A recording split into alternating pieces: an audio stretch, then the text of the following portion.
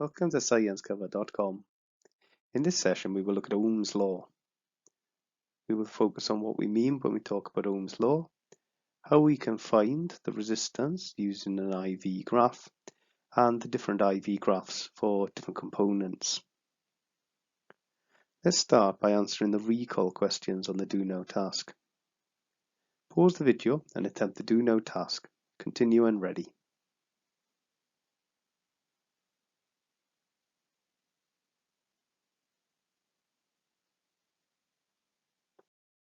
Let's check our answers. In question 1, we have a cell with 3 volts potential difference applied to it, and it creates a current of 12 amps. So the resistance of the bulb can be calculated by doing V divided by I, which is 3 divided by 12, which equals 0.25 ohms. Question 2, we've got a potential difference in the coil, and it creates 2 amps of current. If the coil's got a resistance of 0.2 ohms, how much potential difference has been applied? So in this case, we want V, which equals IR. So we do 2 multiplied by 0.2, which is 0.4 volts. For question 3, we have a cell creating a potential difference of 1.2 volts, and it's attached to a 0.2 ohm resistor. Calculate how much current is produced. So in this case, we want I. I is V divided by R. So we're doing 1.2 divided by 0.2, and that equals 6 amps.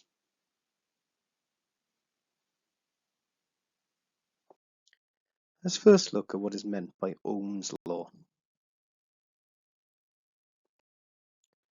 We can build a circuit to measure how current and voltage change across any material. If we build this circuit shown on the screen, then we can place our material in the box marked test component, and by using the variable resistor, we can change the current and voltage running across that material. We can then record the current and voltage and see if we can work out the resistance of that material. Imagine we wish to test the current and voltage over an aluminium wire. We can place aluminium wire in the area marked on the screen.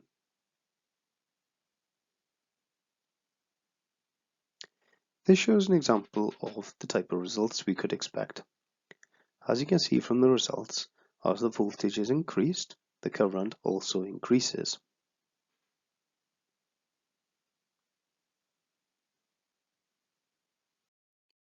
We can plot a graph for the results, with current on the y-axis and voltage on the x-axis. This type of graph is called an IV graph. And you can see that we get a straight line passing through the 0, 0 point.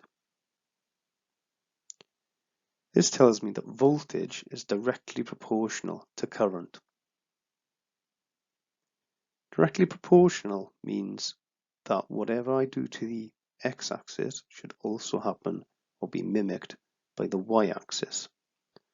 So if I start at 0.2 volts, represented here by the gold star, I can see that the current is 0.1 amps.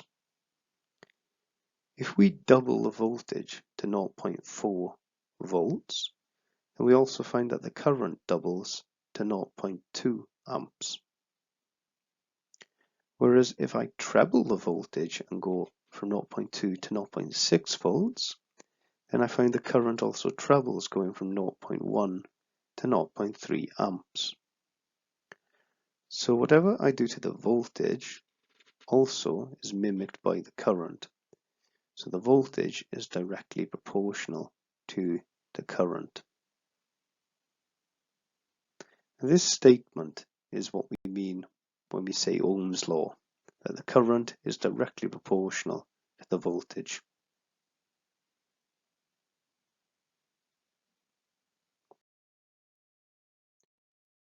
Pause the video and attempt task 1.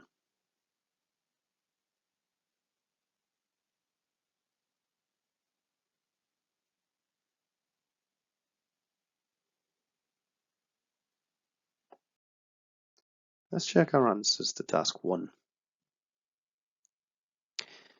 The graph that we should have plotted should pass through the 0, 0 point. We should find that we get a straight line, and that the voltage and current are directly proportional to each other.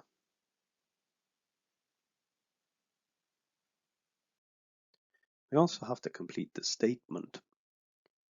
Ohm's law states that current is directly proportional to voltage. If the voltage doubles, the current doubles. If the voltage trebles, the current trebles.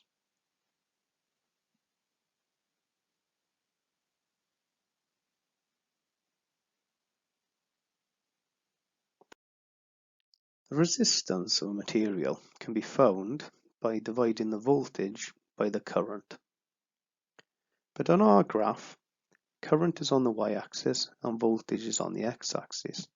This means that the gradient of our graph will be equal to current divided by voltage. So this is the inverse of the resistance.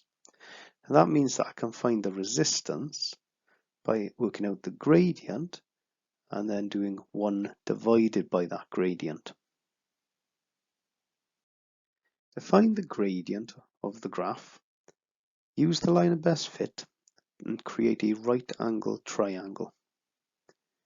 Now it doesn't really matter where we place this right angled triangle, but the larger it is, the more accurate our value of gradient will be. So now we're interested in working out how tall this triangle is and how long this triangle is. So to measure the height of the triangle, we use the axis on the left hand side. So this triangle starts off at 0.1 and it rises to 0.5. So that gives me a height change of 0.4 amps. I can measure the length of the triangle, and this triangle is running from 0.2 to 1 volt. So that gives me a voltage difference of 0.8 volts. So to work out the gradient, we do the height divided by the length. So in that case, this is 0.4 divided by 0.8, which equals 0.5. So my gradient for this graph is 0.5. But if I want to find the resistance, then I need to do 1 divided by the gradient. So I've got my gradient of 0.5, so I can do 1 divided by 0.5. And this gives me 2. And since it's a resistance, I know that it'll be 2 ohms.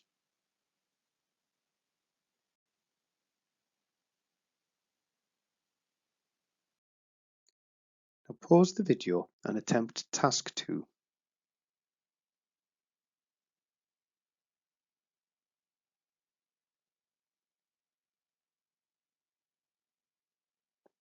Let's check our answers to task 2. Now the right angled triangle could have been placed anywhere along this line. I've decided to make it as large as I could, going all the way up to the 3 volt mark. So on my graph here, I've marked off the height running from 0.1 to 0.6, so that's a height difference of 0.5 amps. And if I make that a right angled triangle, I run along from the 3 all the way down to the 0.5, so it gives me a length of 2.5 volts. So to work out the gradient, I have to do the height divided by the length. So that will be 0.5 divided by 2.5, which gives me a gradient of 0.2. But the resistance is 1 divided by the gradient. So I'm doing 1 divided by 0.2, and this equals 5 ohms. So as we've seen, Ohm's law tells us that current is directly proportional to voltage. But this is not true for all components. Wiring, resistors, and any type of metal plating follow Ohm's law. But if we measure the current and voltage across a filament bulb, or a diode, or an LED, or a thermistor, then we see that the current and voltage in these cases is not directly proportional. Light bulbs, when they're being used, get hot, and this changes their resistance.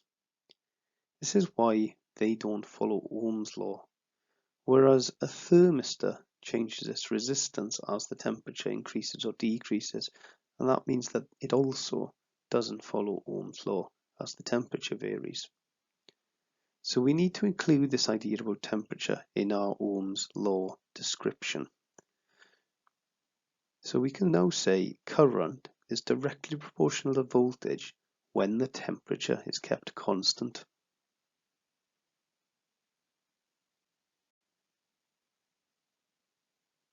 We've already shown how an IV graph's gradient depends on the resistance of the material.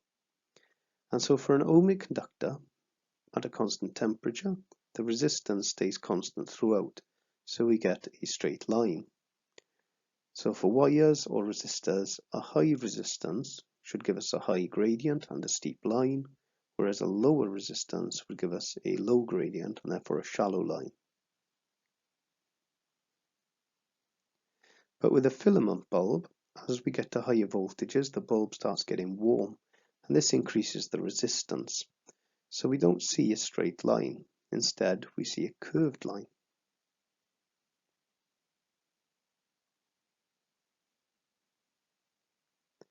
A diode only allows current to flow in one direction. So for its IV graph, in the negative direction, we should see no current flow, but in the forward direction, we should see a current flow. And a thermistor is deliberately made so that at higher temperatures, it has a lower resistance. So again, similar to the filament bulb, its resistance will change as we approach those different high and low voltage marks. So we'll see a curved IV graph.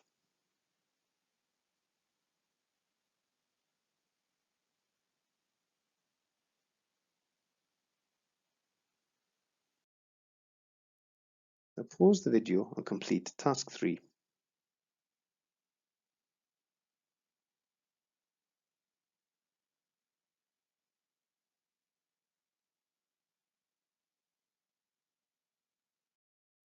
Let's check our answers to task 3. What is the difference between an ohmic and a non-ohmic conductor?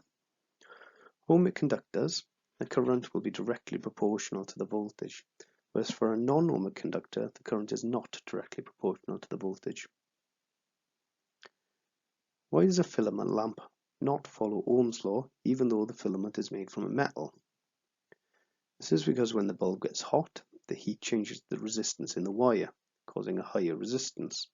This lowers the ability of the current to move through the wire.